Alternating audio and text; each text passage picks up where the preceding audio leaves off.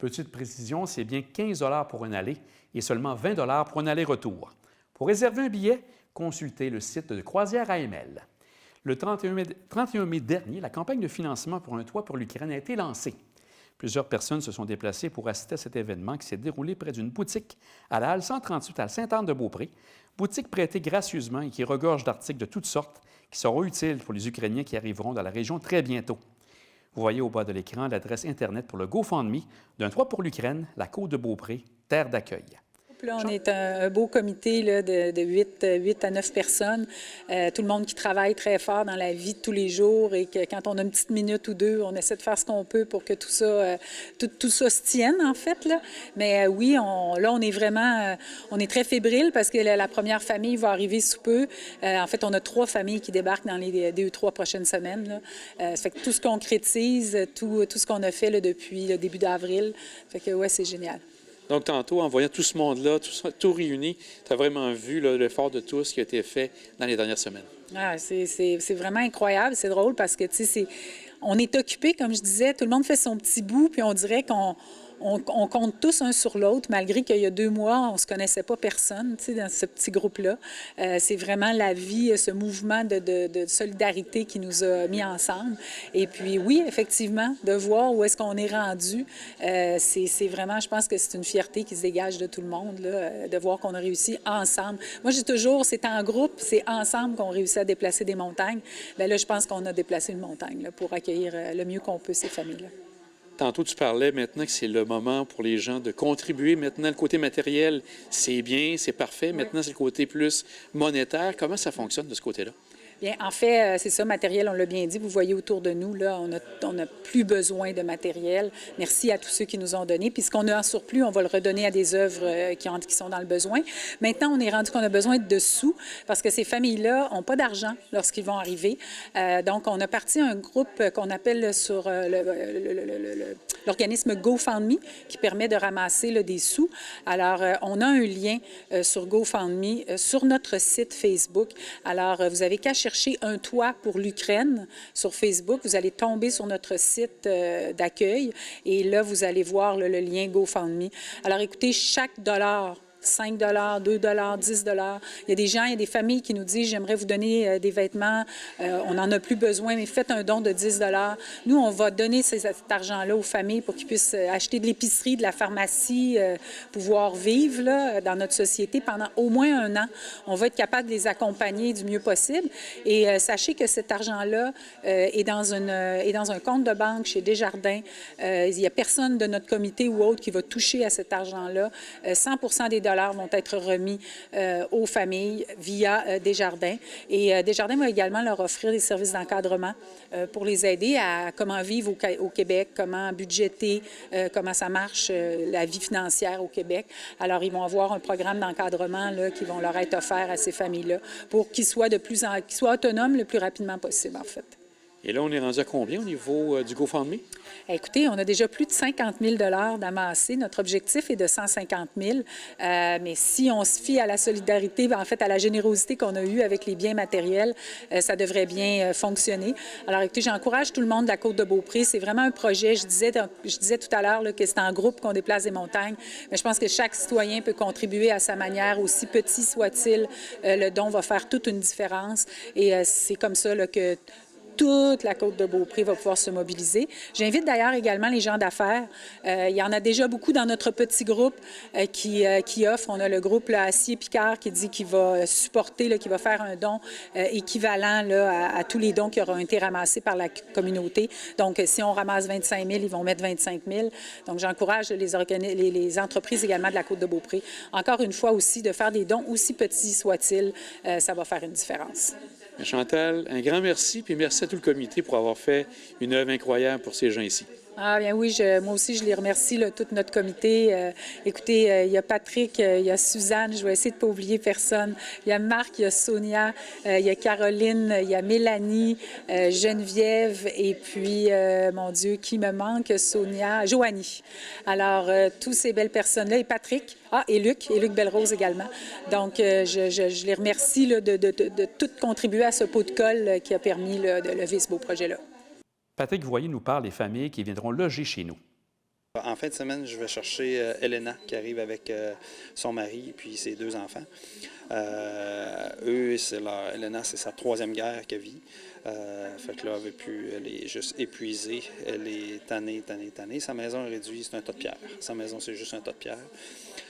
Fait que là, elle s'en revient ici avec un grand espoir de recommencer une vie calme et paisible ici pour ses enfants. 2 enfants formidables, là, Milana et Rostislav, qui sont tout le temps joviales. Rostislav, j'y ai parlé il y a 2 jours, puis il me dit « Bonjour Patrick » en français. Ces enfants-là, ils apprennent super vite. Fait que c'est ça. Ça, c'est la première famille que je vais chercher en fin de semaine. Après ça, le 10 juin, il y a une autre famille qui s'en vient, Ina et Denis. Ina, elle a accouché au début mars. Elle avait tout fait sa chambre d'enfant pour la petite Carolina. Elle avait tout préparé la chambre. Ils sont allés accoucher. Pendant qu'elle accouchait, ça s'est mis à bombarder autour de l'hôpital. Ils sont descendus dans le sous-sol. Elle a accouché dans le sous-sol. Quand ils sont sortis de l'hôpital, elle n'a jamais pu retourner à sa maison. Fait que la petite Carolina n'a jamais vu sa chambre d'enfant. C'est ça, fait que là, ils se sont sauvés en Pologne. Elle, je vais la chercher le 10 juin. Les Aciers Picard vont faire une maison pour cette famille-là. Puis la fille d'un des propriétaires de Picard a recréé la même chambre pour la petite Carolina, exactement la même chambre qu'elle avait. Fait que ça va être formidable là, pour cette petite-là.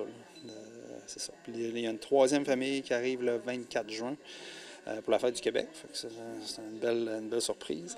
Ça, c'est la famille qui vient chez moi. C'est Julia avec Alex, puis leurs 2 petites filles de 10 mois et 3 ans. C'est ça.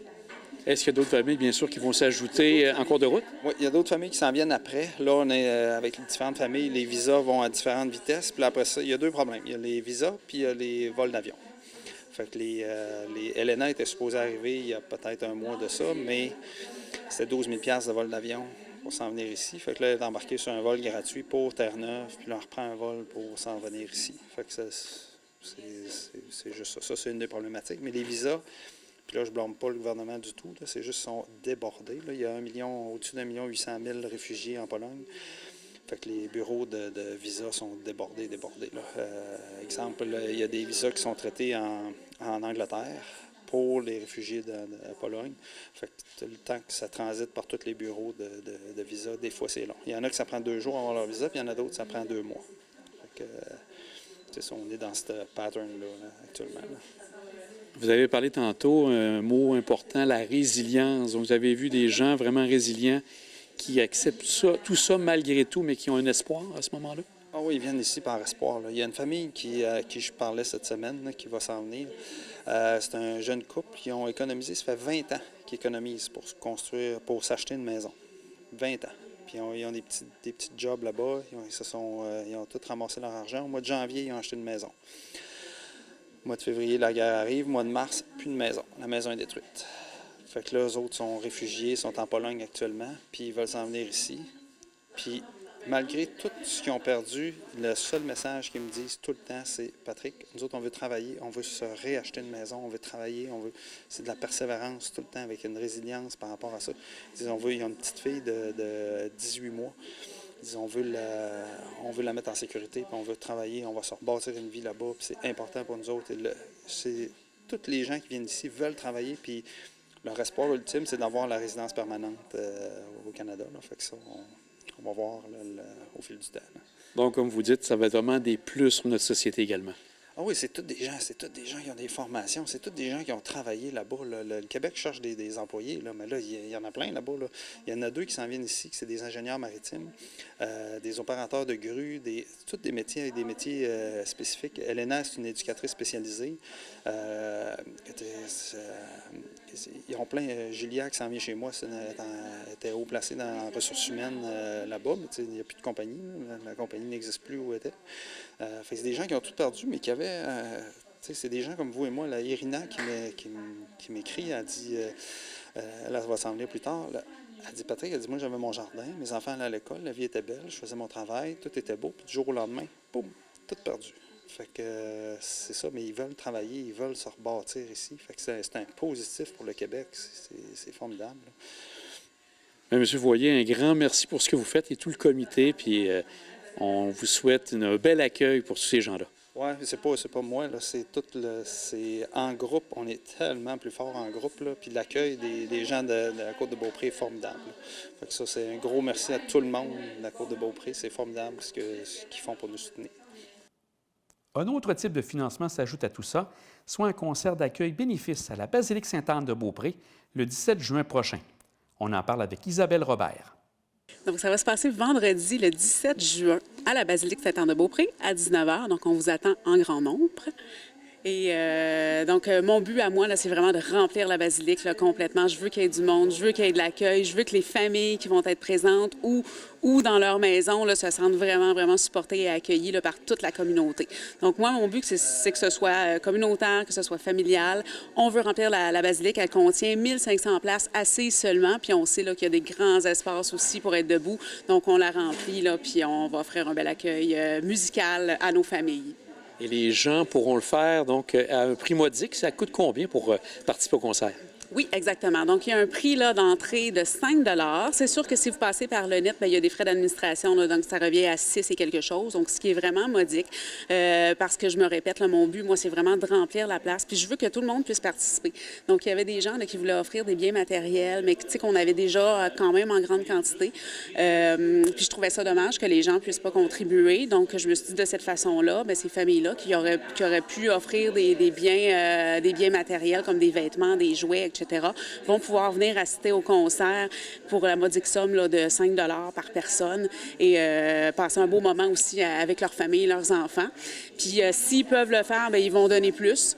Puis sinon, bien, peut-être qu'il y a des entrepreneurs aussi qui vont venir au concert. Les billets vont être en vente aussi là, à l'entrée là, si vous n'êtes pas trop bon avec Internet.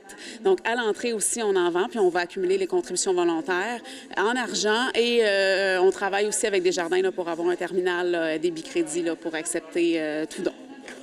Et le contenu du concert va ressembler à quoi? Parce que ça ne doit être pas nécessairement évident à regrouper plusieurs musiciens en même temps. Exactement. Donc, on a eu beaucoup de contraintes. Il faut dire que moi, j'ai eu la basilique le 28 avril. Donc, ça fait un mois. J'ai eu un mois seulement là, pour organiser ça. Suite au déconfinement aussi, là, les musiciens professionnels, c'était difficile de les avoir. Ils me disaient, c'est sûr que c'est une super belle cause. Malheureusement, ça fait 2 ans avec la pandémie qu'on n'est pas payé puis qu'on ne performe pas. Donc, on va être obligé là, d'abandonner la cause. Donc, à ce moment-là, moi, j'ai des écoles là, qui ont levé la main tout de suite. J'ai 4 chorales scolaires d'enfants. Je me suis dit, bien, tant mieux, hein? Quoi de mieux que des enfants pour accueillir d'autres enfants?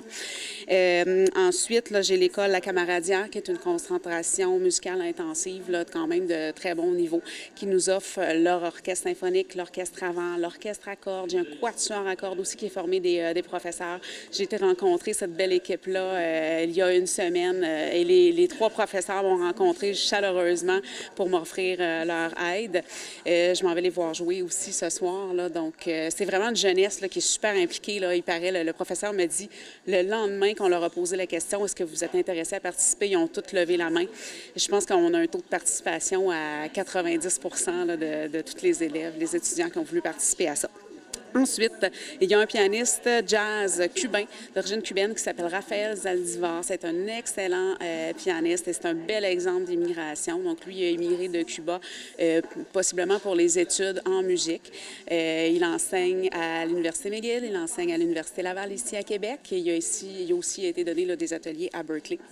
Donc, c'est un excellent musicien. Puis lui aussi, aussitôt que je lui ai lancé l'appel, ça a été un des premiers à dire oui, j'embarque absolument. Là. Ensuite, j'ai Farid, qui est un guitariste classique et qui a enseigné la musique pendant 30 ans dans son école secondaire. Donc, lui aussi, là, belle intégration là, dans sa communauté, bel exemple d'immigration. Donc, j'ai un fil conducteur quand même. Une jeunesse impliquée volontaire, des enfants pour accueillir d'autres enfants, des beaux exemples d'immigration. Et de toute façon, je vous dirais que j'ai lancé l'appel un peu pour avoir des vedettes. Mais si j'avais des vedettes, ça complexifiait beaucoup là, l'organisation là, au niveau de la sonorisation. Bref, à tous les niveaux, il aurait fallu que j'augmente le coût de mon billet.